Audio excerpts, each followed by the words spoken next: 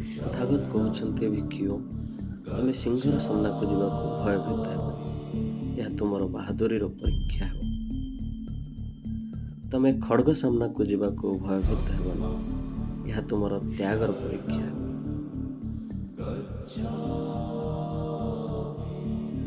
ତମେ ପର୍ବତ ଶିଖରରୁ ତଳକୁ କୁଦିବା ପାଇଁ ଭୟଭୀତ ହେବ ନାହିଁ। ଏହା ତୁମର ତପର ପରୀକ୍ଷା।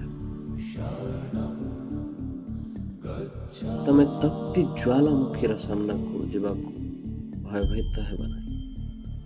ଏହା ତୁମର ସ୍ୱରଣ ପରୀକ୍ଷା ହେବ।